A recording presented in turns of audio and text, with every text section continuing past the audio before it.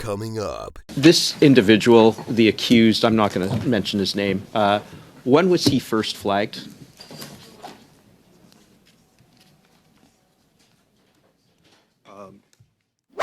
I'll read between the lines with that statement, and I thank you for that statement, that potentially there is an affirmative response to the question I put to you. This guy's garage. Like and subscribe. We will start a fresh round of questions. This will be 6 minutes rounds. We'll start with you. Okay. Mr. Caputo. I'm sorry, I thought that had been communicated to you. Thank you, Chair, and thank you all to the witnesses. I see that Mr. Kochar is joining us here. I hope I pronounced that correctly. My eyes aren't the best right now, so I hope I'm reading your name correctly here, sir. And to anybody on the panel here, this individual, the accused, I'm not going to mention his name, when was he first flagged?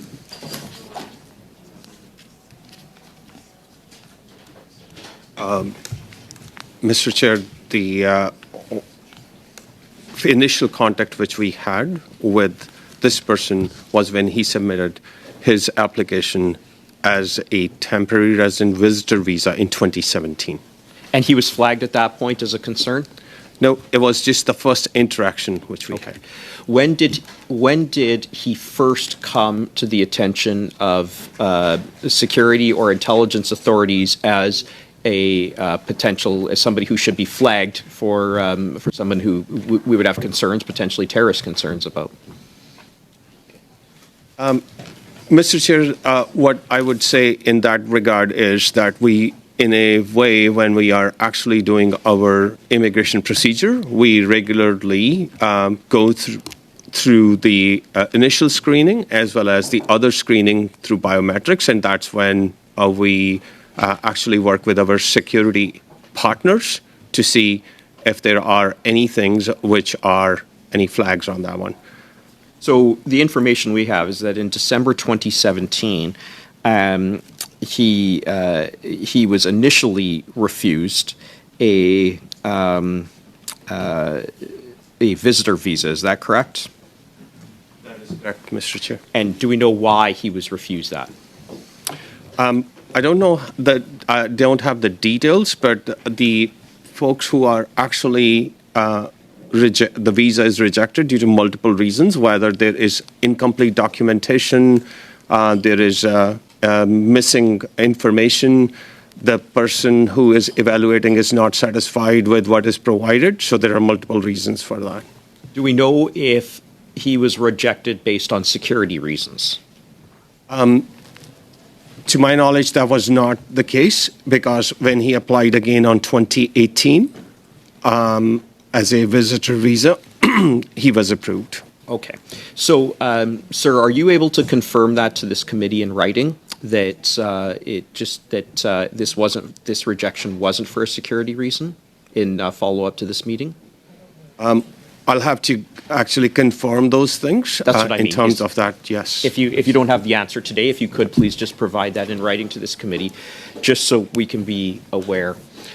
So if my understanding is correct, this individual was flagged on a number of occasions, but to anybody at the table, maybe this is best answered by CSIS, when was the first time that he was flagged as a security risk?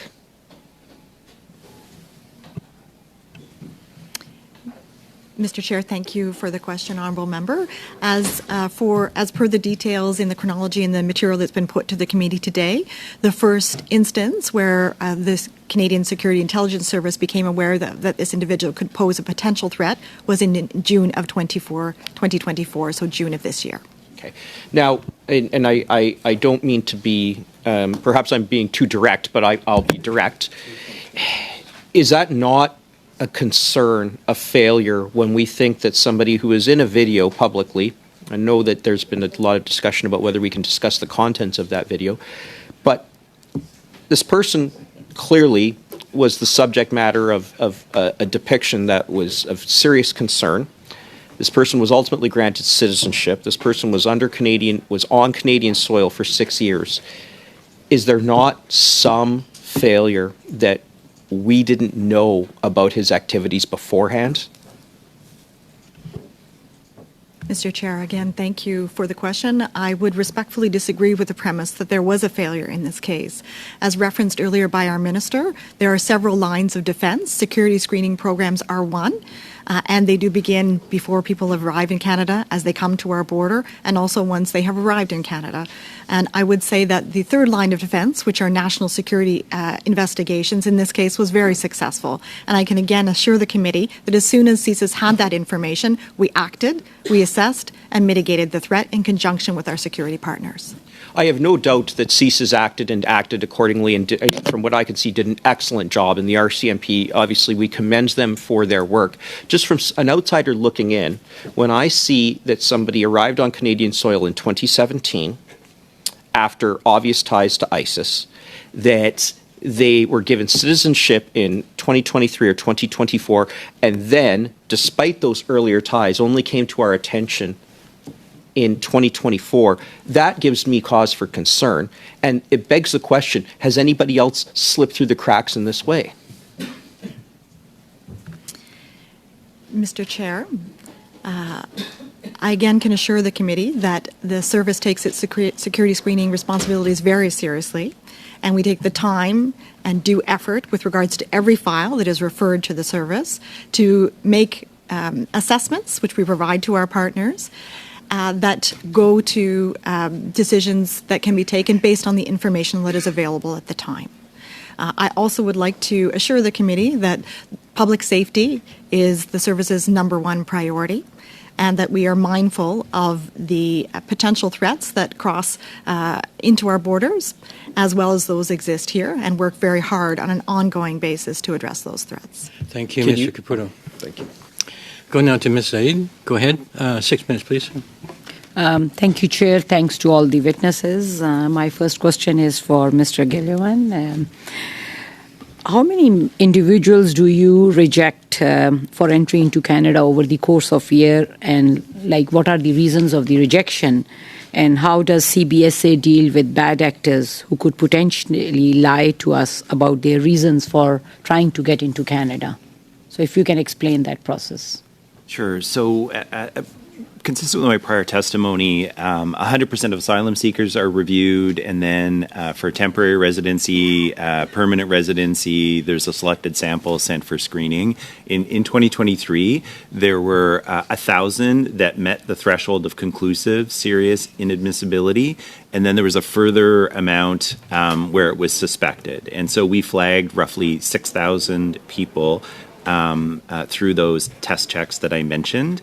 And those can occur well before the person even gets to the airport. Then we have a second pass where CBSA is looking for serious criminality, misrepresentation, a whole series of threats, including national security, where we physically have people located abroad who no-board people from planes. That's roughly 7,500 people back to that 2023 year.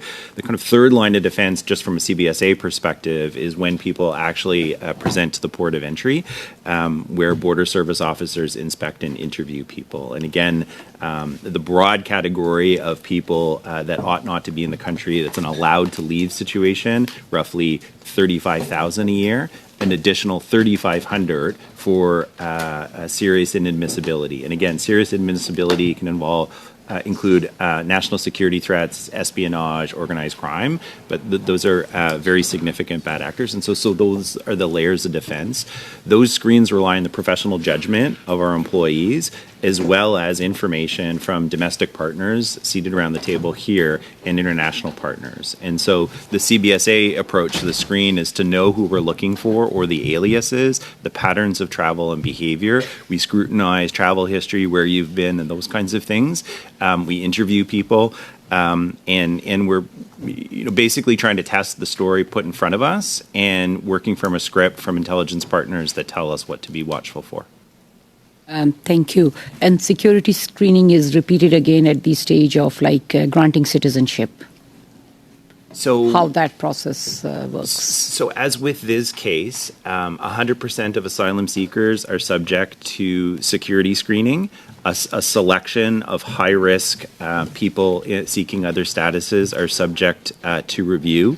Having reviewed, as we did in this case, this individual in 2018 and 2021, at the citizenship stage, having already vetted twice, they weren't passed through CBSA for a check before citizenship, having been already vetted twice.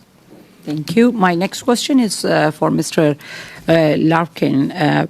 What factors led to the RCMP being able to take such a swift action to protect Canadians and the City of Toronto in this particular case? Through you, Mr. Chair, thank you for the question. In July of 2024, we received information from our partner agency, CSIS, in relation to a potential threat to Canadian security. The Greater Toronto Area INSET team, which is an integrated national security team that involves other police of jurisdiction, including the OPP, Toronto Police Service, Peel Regional Police, Durham, and York, commenced an active criminal investigation that included significant surveillance and monitoring, which ultimately on July 28th led to the charge. I'm not able to speak to specifics as this matter is before the courts, but the information provided on, we made this obviously a national priority, dedicated significant resources in partnership with other police of jurisdiction, which ultimately led to the arrest and the ongoing matter before our judicial system. Thank you.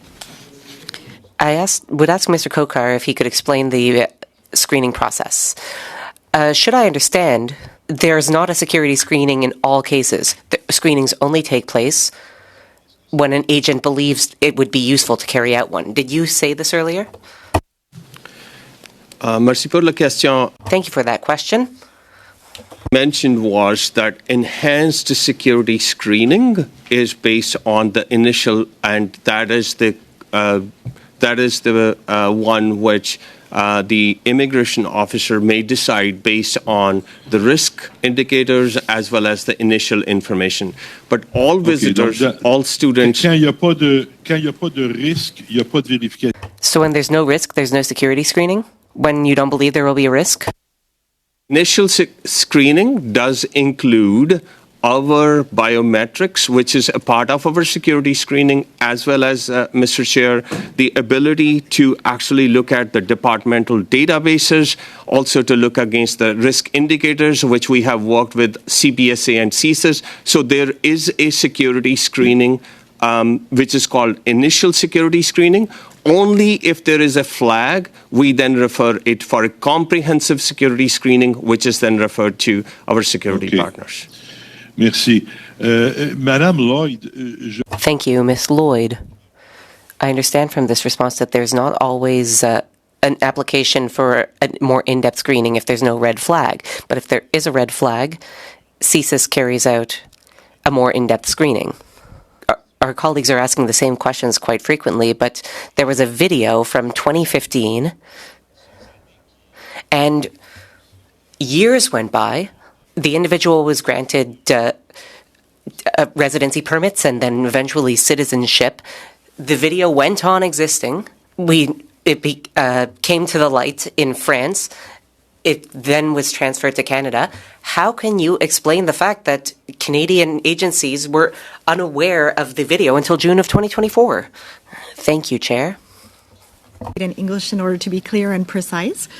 I would refer the committee to additional information in the information that's been put to the committee today about how the service undertakes that enhanced biometric security screening that my colleague Dr. Kochar mentioned.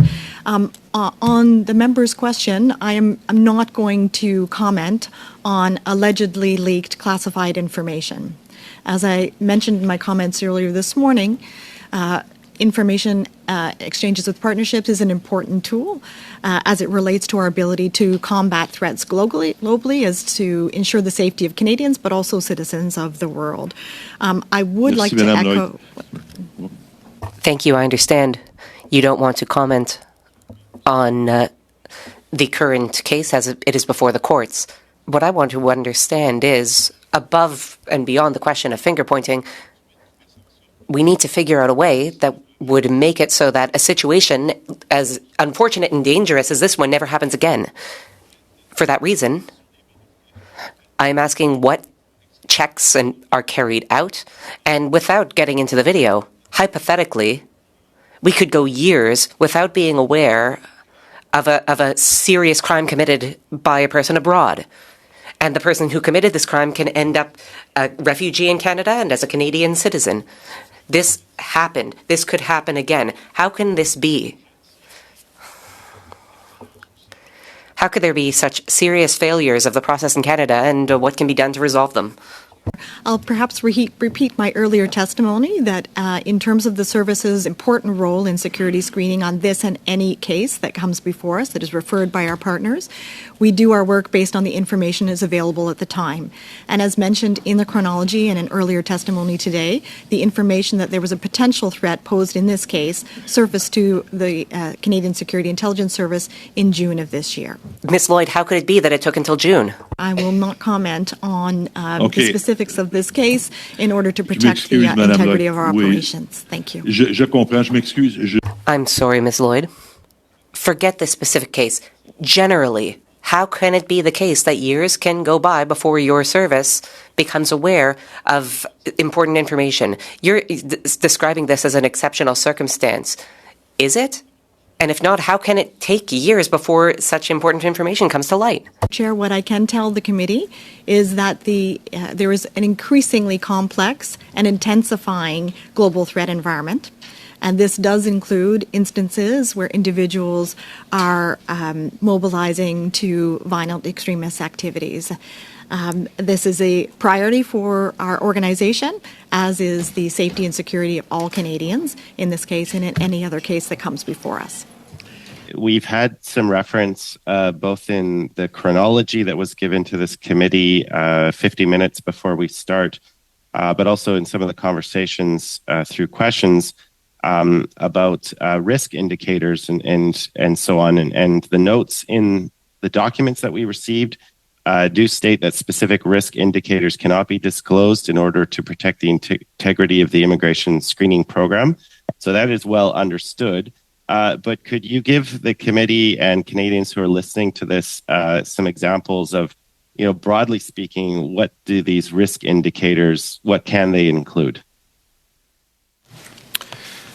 Thank you, Mr. Chair. So the risk indicators which we deploy at the initial screening and through the immigration process are very much developed with in combination with IRCC with the CBSA and CSS.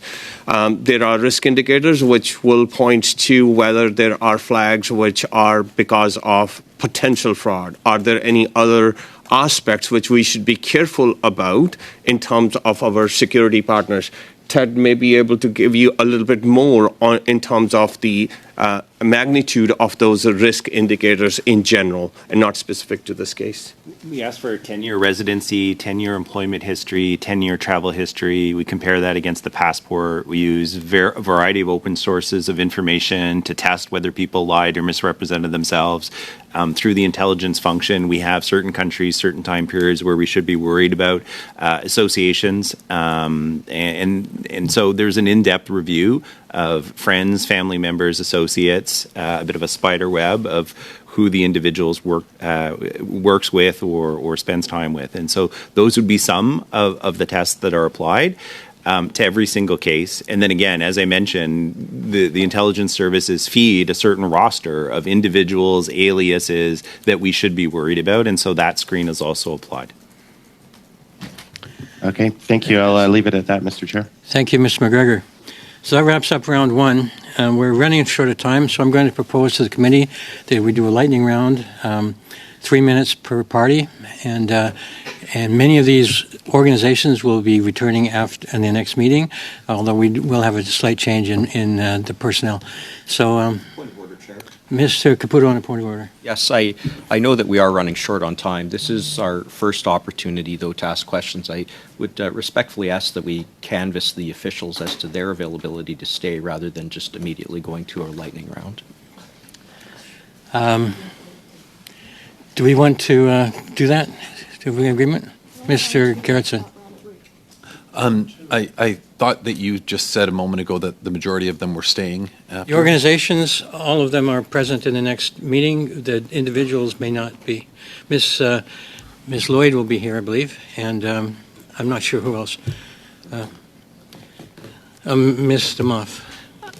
Chair, if they're all coming back and they've been here for 2 hours to answer questions, I think in fairness to them, to give them a half an hour, or probably once you do the round, slightly less, a half-hour break to go to the washroom and perhaps get a bite to eat is only fair. It's not like this is our only opportunity to ask questions of these departments, or these agencies, I mean. So Mr. Brock, go ahead. I understand and I appreciate the intervention of Ms. Damoff, but there is one witness in particular. I am the next Conservative to ask questions. The RCMP is only here for the first panel. He's got other business to attend to, and I want to focus a lot of my questions to him. So I'm mindful of 3 minutes. I could probably get it complete in 3 minutes. I would prefer 5. But I just want to put that on the record that not everyone currently here will be returning on the second panel. I'm also mindful of the fact that you gave us a 10-minute, or about actually almost a 15-minute recess to allow the minister to leave and to allow us to refresh ourselves and to take a comfort break. Thank you, Mr. Brock. We'll go ahead then with 3 minutes. We'll start with Mr. Brock for 3 minutes. Thank you. Thank you for everyone's attendance. My questions in the 3 minutes will be directed to you, Deputy Commissioner. So I know that we don't want to talk a lot about the video. I appreciate it from a legal perspective, why we are perhaps approaching on dangerous territory, but I'm not getting into the evidence per se or the ability of a Crown to prove this case beyond a reasonable doubt. I'm taking a look at the video at face value. There is an unknown quotient here, whether the victim was alive or already dead before this particular accused chose to cut off his hands and feet. If, in fact, he were alive, it opens up the possibility to attempt murder charges, or if the actions of the accused caused the death of the victim, in essence bleeding out, then we'd be looking at murder charges under the criminal code. Or if the person were already dead and then the dismemberment took place, then we'd be looking at a Section 182 offense regarding the indignity committed to a dead body. Are these potentially some of the issues? I'm not asking for a positive confirmation, but rather an acknowledgement that what I just described to you could potentially be live issues in regards to a police investigation? Through you, Mr. Chair, thank you for the question. As earlier indicated, a significant amount of work has gone into this investigation in a short period of time with a significant amount of resources dedicated. I do want to highlight the excellent work of the GTA INSET and all of our police of jurisdiction. We do have a matter before the court, and of course, with such a large national security investigation, although there are charges before the judicial system, our investigation continues. And so I'm limited to what I can say, and I must refrain from commenting on specifics or ongoing investigative pieces. But what I can tell you is that we continue to actively investigate, and we continue to do the work that is required as a part of the investigation. So charges have been laid, but we have an ongoing active investigation. Thank you. I'll read between the lines with that statement, and I thank you for that statement, that potentially there is an affirmative response to the question I put to you, although I'm not asking for any confirmation. I want to talk briefly with the time I have available. Mr. Chair, how much time do I have? 40 seconds. 40 seconds. Biometrics, is it only in relation to fingerprints, or are we now advanced in terms of taking a look at facial recognition as part of biometrics? So, Mr. Chair, the biometrics includes the fingerprints, and I'll have to confirm whether it does do the facial recognition piece, but biometrics is certainly the information is on the fingerprints. Would you confirm that to committee within a couple of weeks after your appearance? We will confirm that. Thank you. Thank you, Mr. Brock. You know, this essentially started with a visitor visa. An individual was granted a visitor visa. They came to Canada. They applied for asylum. I wanted to focus on the security screening process for a visitor visa. I understand that the security screening is trilateral. You know, that's CSIS, it's CBSA, it's IRCC. Now, I'll give you an example. I have lots of cases in my constituency office where an individual has applied for a visitor visa for a family member overseas, potentially from India, let's say. and they have worked in the army or they've worked in the local police force. And that immigration process, that security screening can take years. I have cases that have been stuck in limbo for 3, 4, 5 years now, just looking at that security screening. So I guess I wanted to ask about what sorts of security screening are happening overseas. What information is requested? Are interviews conducted? And potentially with a country like India or Pakistan, of which I have a lot of constituents from, what information is requested from those local governments, and what does that cooperation look like? Thank you for the question, Mr. Chair. So let me start by saying what I mentioned earlier. IRCC is the first line of defense where we are doing the initial security screening, which is, based on the risk indicators, we ask the questions. We also have the biometrics availability. We work with our security partners to see what kind of pinging we get from the different databases. We also look at our own databases. Have this person used a different name, alias, or different passport? So this is all a part of our common, the platform with which we begin with the temporary resident visa. Now, if there is any indication or any flag, we actually refer it for comprehensive security screening, which takes place with the CBSA and CSIS. And we, as an IRCC office, can only make an admissibility decision once the officer is satisfied after consultation with our security partners that there is a favorable return on the security flag or the advanced security or comprehensive security screening. And if it is not, then we will call it non-admissible and the person will not be allowed to enter into Canada. Now, there are, as Ted earlier explained, my colleague explained, there are different risk indicators which actually our security partners work through in terms of their association with different, governments and different regimes and different. So that part is actually worked through our security partners. And if it is not available to us or if it is inconclusive, so it takes a bit more of time before that security or admissibility is actually passed and the person is granted the visa. I don't know, Ted, if you want to add anything to that one? I would just say military service certainly triggers a deeper dive, and then we customize the decision based on the person's role, the time period in which they served, were they a conscript or not. So again, that's the hard work of the security screening, is to do a deeper dive on the individual to ascertain their role and what behaviors they engaged in during their period of service. So Thank you, Mr. Gahir. Are investigations conducted? Sorry, Mr. Gahir, we're out of time. What Quebecers and Canadians understand is that there was a serious gap that led to the situation which we are studying today. What I'm trying to do now is figure out a way to make sure this never happens again. I'm trying to be constructive. So I'll ask the question to you, Mr. Kochar. Are there perhaps too many applications for screenings to be done at reasonable quality? Is there not enough budget? Is there not enough staff? What can be done to improve the effectiveness of our screening process? Merci pour la question. Thank you for that question. Start by saying this thing first and foremost.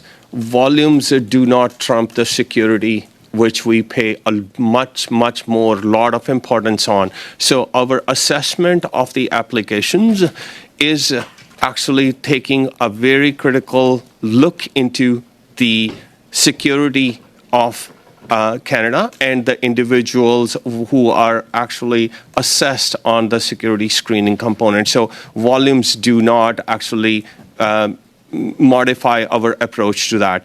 We continue to see increased volumes, that is for sure, but we are also dedicating equivalent resources to our security, our processing, and making sure that we are actually doing the right, giving the right attention to the right parameters. As far as... Monsieur Cochard, je veux pas être rude, mais il me reste moins...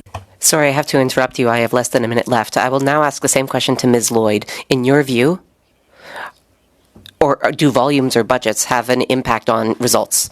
I will repeat my earlier testimony, Honourable Member, in that we take the time go through the steps, which are very robust, that are necessary in order to ensure that we effectively execute our responsibilities with regards to security screening to ensure the safety and security of Canadians. And I would echo the point that this is a collaborative effort between the three agencies. Merci, Madame Lloyd. Monsieur Larkin, la même question. Thank you, Ms. Lloyd. Mr. Larkin, same question. In your view, are volumes too high? Are budgets too low? Merci pour la question, Mr. Thank you for that question, Chair. RCMP has a limited involvement in the immigration screening process, and it's much using technology and innovation. I can tell you that year to date, through automation, we've actually processed more than 3.9 million screening immigration processes. And so again, we rely on technology, and we have significant technology and resources to manage the ongoing demand. Merci, Monsieur Fortin. Oui, merci, Monsieur le Président. So maybe a question to the Department of Public Safety. In our review of this case and potentially in making recommendations to the government, are there any gaps that you feel that legislators should be addressing in terms of legislative gaps, any policy gaps? Are there resource gaps, financial gaps that may help us deal with this issue in the future? If there's anything that you can inform the committee on that from a legislator's point of view.